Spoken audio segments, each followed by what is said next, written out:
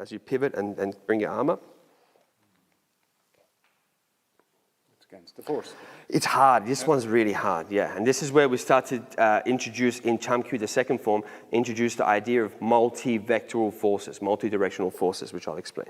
So his coordination is excellent. I mean, the stance, everything, the coordination is excellent. If you did that with speed, you would be able to get some power. You know, you would be able to do something like that. If you do it with speed again, and I don't give it to you, do it with speed again, yeah, then the issue becomes the resistance, like you said. As the person resisting, I feel there's a platform I can apply force on, right? So as he moves, he's pivoting his body, the hand's coming here, right? The body's turning this way, the hand's coming this way, which means he's giving me one direction of force to resist. Correct? Right? Even if you held like this, hold this, and then pivot your body this way, turn your body this way, still one direction of force. Now, what if he could maybe stand the other way, so it's more comfortable for you if you want, or however it's more comfortable for you. But what if he could bring the arm out, and as the arm is, so out, not down, yeah, as the arm is coming out, if you could keep that vector of force, keep that direction of force, and then turn the body while you keep that direction of force, then there's two directions at the same time. There is the outwardness and the turn. Correct?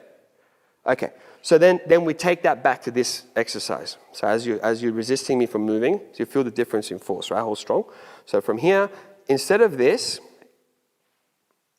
like that, you see it's one directional force, right? Or maybe clamp me down to make it harder. So push down to make it harder, yeah. So instead of this, like that, now feel the difference. If I can have it again, how do I get this first vector of force? That's that idea of Silum Tau, the triangulation out here.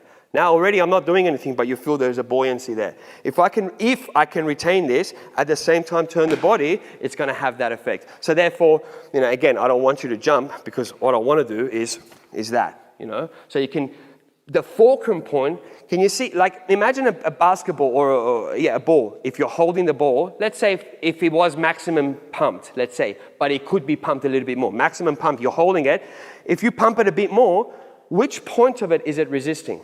It's not resisting anywhere, is it? Because it's a circle expanding type of thing. Or like if you put a drop in the pond, the way it ripples, there's an expansion. So there's no point of, whatever it contacts, it won't be pushing it directly, it's expanding like that, right? Which means the contact point becomes a fulcrum.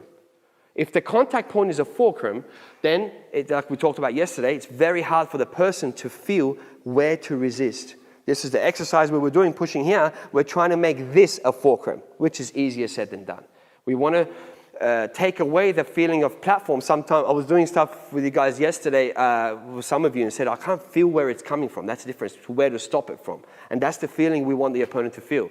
Not that you're so overwhelming, they're like that. They can't even feel where you are. Therefore, it's going to be hard for them to stop you from hitting them. Okay, so this one is a difficult one, so have a play. After this, we'll do something a bit more fun and cooperative, but let's do one more hard one. So from here, triangulate, keep your wrist on center line, and then turn like this. Hold with two hands.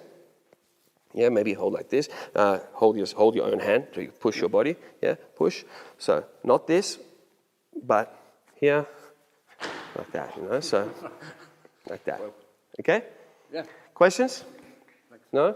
Have a play. It's a difficult one. Please be careful with your shoulders.